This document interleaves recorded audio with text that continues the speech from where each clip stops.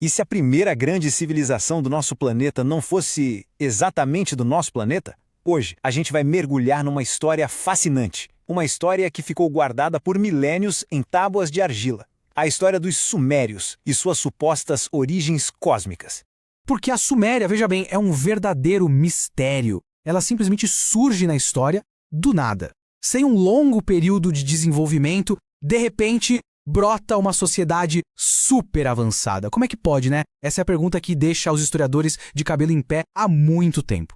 E o enigma só aumenta. Segundo os próprios registros sumérios, esse número aí, 456 mil anos, é o tempo de reinado dos 10 primeiros reis deles. Juntos, 456 mil anos. É um período que, convenhamos, não bate com nada que a gente conhece sobre história ou sobre a vida humana.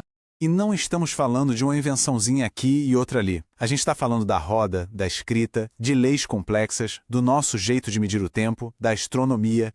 Tudo isso parece ter surgido de uma vez só. É como se eles tivessem recebido um pacote de civilização pronto, uma verdadeira explosão de conhecimento.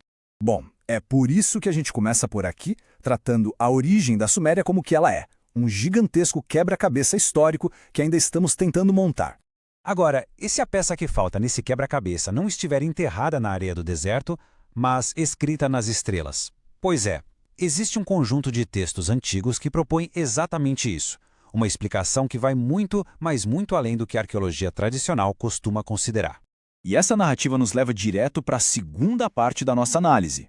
E o mais interessante é que essa explicação não é uma teoria moderna. A fonte são os próprios sumérios. Eles mesmos registraram tudo em tábuas de argila que sobreviveram por milhares de anos. Essa frase que abre o Enuma Elish, o épico da criação suméria, já nos dá o tom.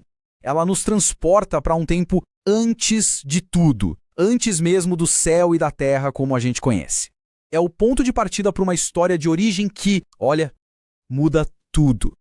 Então, vamos ao ponto principal. Os textos falam de seres chamados Anunnaki. Eles teriam vindo das Pleiades, aquele aglomerado de estrelas bem famoso. Segundo os registros, um primeiro grupo de 600 deles teria chegado aqui na Terra e montado o primeiro assentamento, que mais tarde viria a ser a Suméria. Tá, mas como é que se começa uma civilização do zero num planeta novo? Pelo visto, não foi no improviso. Os textos sumérios detalham um plano bem metódico, um verdadeiro passo a passo. A chegada deles foi planejada. Primeiro passo, organizar o tempo criando um calendário. Segundo, mapear o céu, definindo o zodíaco. Terceiro, estabelecer uma base de operações, a cidade de Nippur. E a partir daí povoar a Terra com uma sociedade bem peculiar, misturando os próprios Anunnaki com humanos e até semideuses. E é aqui que a história se conecta com algo que talvez soe bem familiar. A região onde eles se estabeleceram era chamada de Edim. Soa parecido com alguma coisa? Pois é, muitos acreditam que essa é a origem do nome e do conceito do Jardim do Éden. Mas fundar a base foi só o começo, claro. O que vem a seguir é um legado de conhecimento que, segundo a fonte, influencia a nossa vida até hoje. A lista de feitos é de cair o queixo. A matemática que a gente usa no relógio, 60 segundos, 60 minutos, e na geometria, com os 360 graus do círculo, isso não é aleatório, vem direto do sistema de base 60 deles. A escrita, o vidro, a roda, até a base do calendário religioso judaico, segundo essa interpretação, tudo tem raiz ali. E tem mais. Uma das alegações mais incríveis é sobre a própria linguagem. A língua suméria seria processada de um jeito diferente no cérebro, mas pelo lado direito, o lado da emoção, da intuição. Já as nossas línguas modernas usam mais o lado esquerdo, o analítico, o lógico. É como se eles sentissem a linguagem enquanto a gente calcula ela. Uma diferença brutal na forma de pensar. Ok, a história é fantástica, a gente já entendeu. Mas, e as provas? Existe algo concreto por trás de tudo isso ou é só uma história bonita? Bom, é isso que a gente vai ver agora na nossa última parte. A gente volta para aqueles números absurdos do começo. A famosa lista de reis sumérios não fala em anos ou décadas de governo, fala em milênios. A história convencional simplesmente descarta isso como mito, claro. Mas e se não for? E se for um registro literal de algo que a gente ainda não consegue compreender? E essa interpretação não surgiu do nada. Ela se baseia em coisas palpáveis, cerca de 400 tábuas de argila da biblioteca de Assurbanipal, nas traduções de Zecharia Sitchin, que são bem polêmicas, é bom dizer, e em artefatos muito estranhos, como um selo que parece mostrar nosso sistema solar, mas com um planeta a mais. Mas a pista, que segundo a fonte é a mais forte de todas, não tá aqui. Para achar essa pista, a gente tem que olhar para cima, pro nosso vizinho vermelho, o planeta Marte.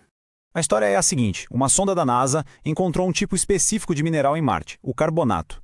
O curioso é que, aqui na Terra, esse mineral geralmente se forma a partir de vida fossilizada. Mas a parte mais maluca vem agora. Quando compararam a assinatura infravermelha desse mineral de Marte com a de fósseis bem antigos aqui da Austrália, a fonte alega que a composição é praticamente idêntica. A conclusão que eles tiram disso é: uau, seria a maior prova de uma ancestralidade em comum? E no fim, tudo isso deixa a gente com uma pergunta. Quando um povo antigo se dá ao trabalho de registrar sua própria história com tantos detalhes, por mais fantástica que ela pareça para nós hoje, qual é o nosso papel? É simplesmente descartar tudo como mitologia ou é tentar entender o que de fato eles estavam tentando nos dizer? A resposta, talvez, ainda esteja por aí, esperando para ser descoberta.